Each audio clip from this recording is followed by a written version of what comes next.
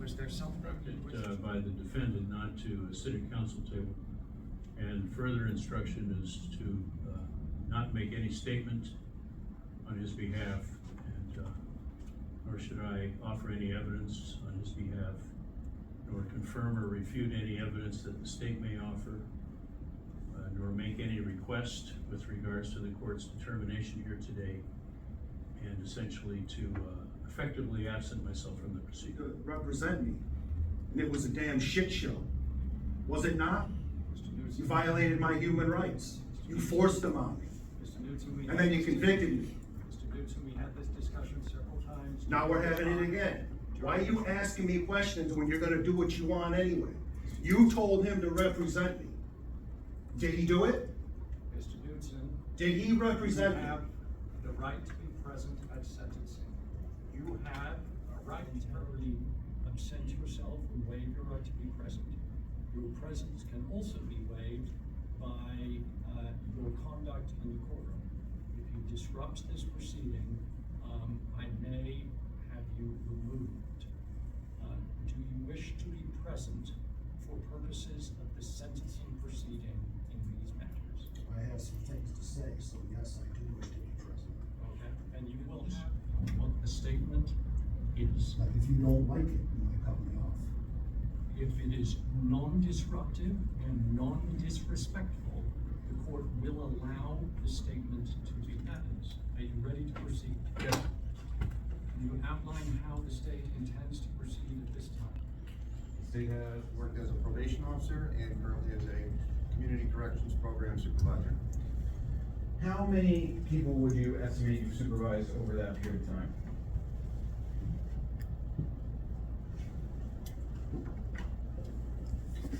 An excellent job demonstrating to everybody that I was upset. You truly did, and I was upset. But did I hurt anybody? Did I attempt to hurt anybody?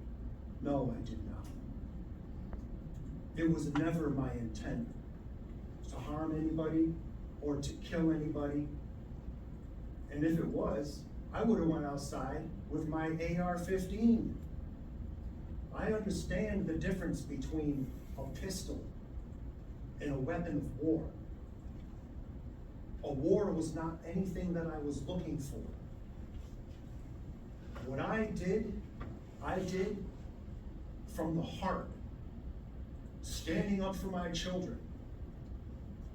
Year after year after year, I felt as if I was being needled to death by the state through the educational system with constant talk about statutes and laws and et cetera, et cetera. And I had to do this and I had to do that. And none of it's true. And it all speaks to what we just listened to with Mr. Nevin's presentation.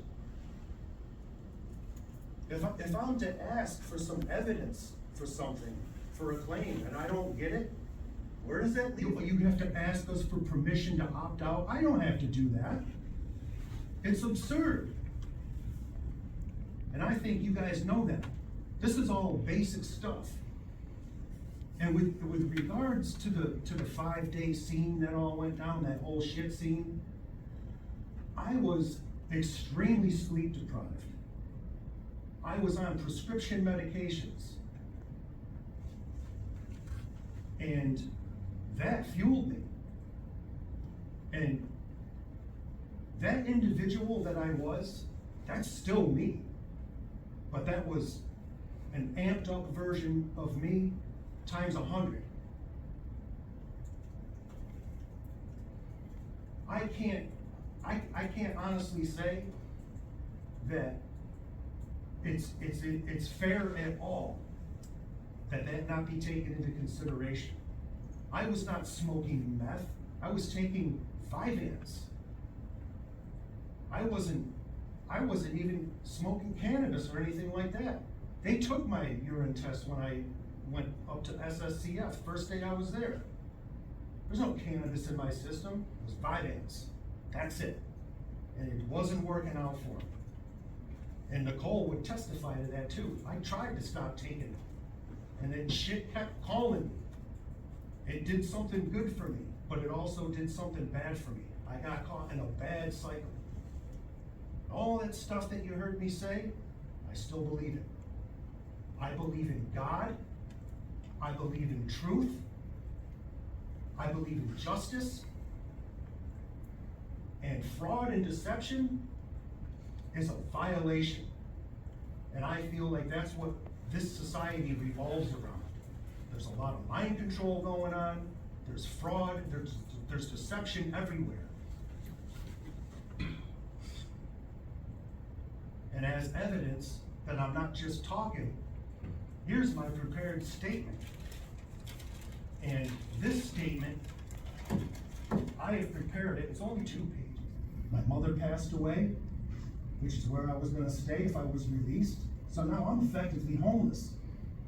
I'm not in a rush to get out of jail. I'm really not. I feel as though if you guys want to violate my right to due process right from the beginning, then that means that I'm a political prisoner. There's no ifs, ands, or buts about it. There's no way around it.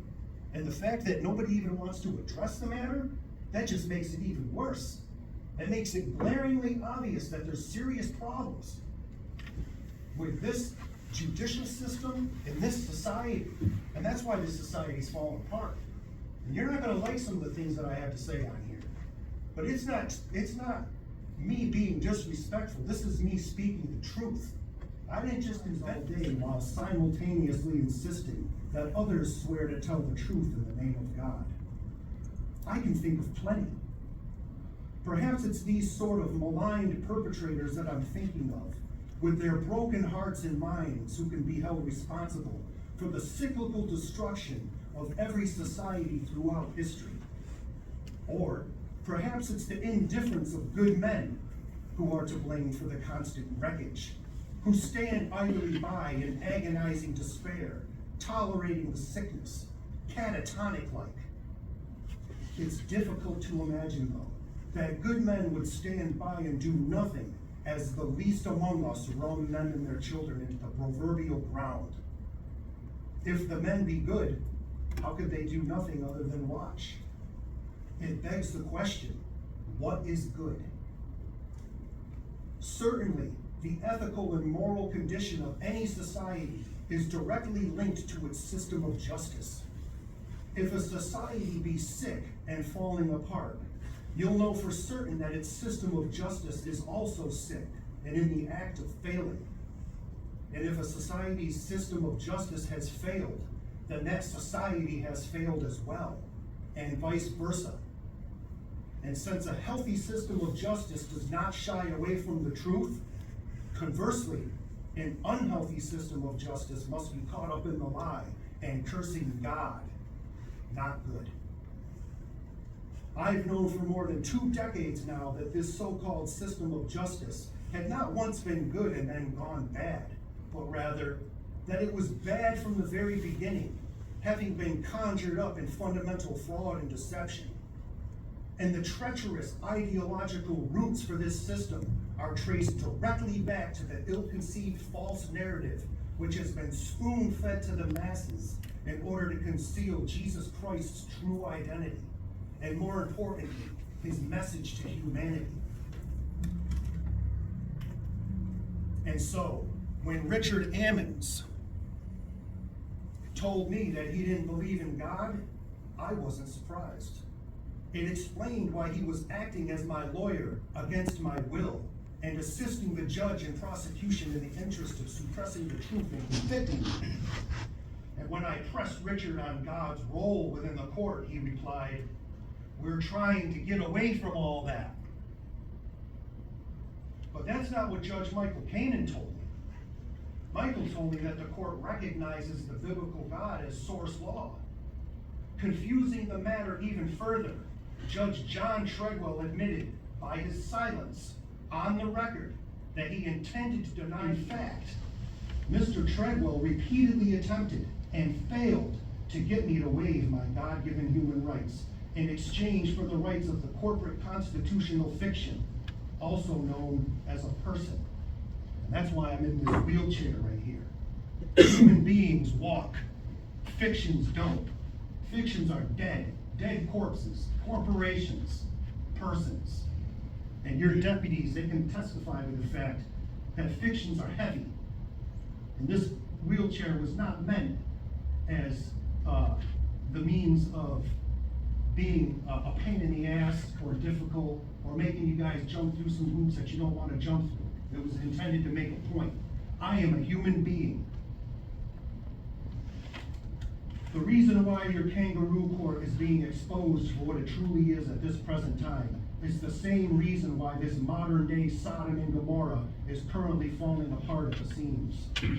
God has always destroyed societies for their wicked and cowardly ways.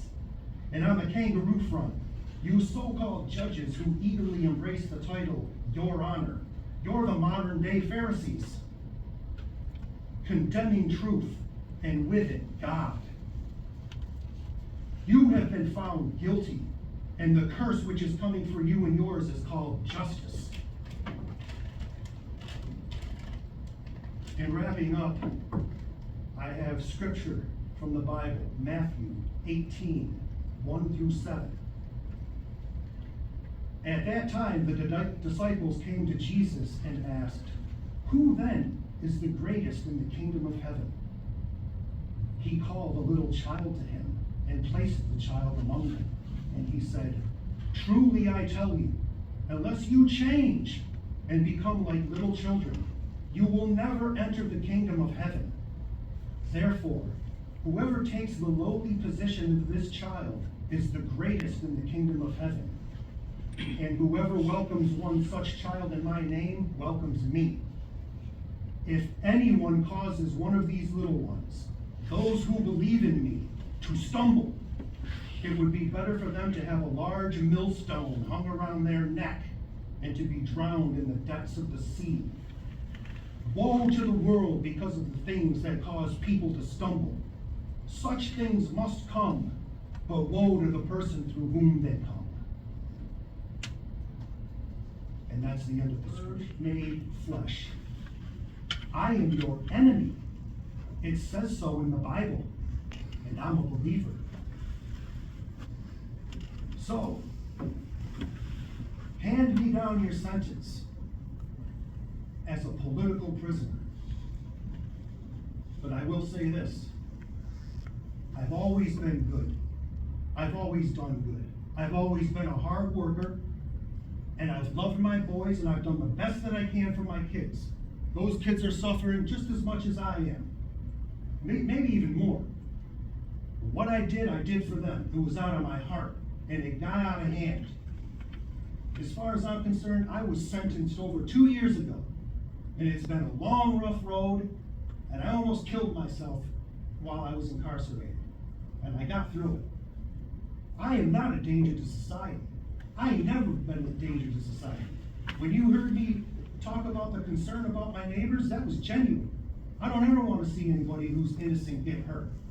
I open doors for old ladies. I give homeless people money. This is who I am. Nobody knows me, nobody knows my heart, and nobody knows what it's like to walk in my shoes. That's it. I'm ready for my sentence.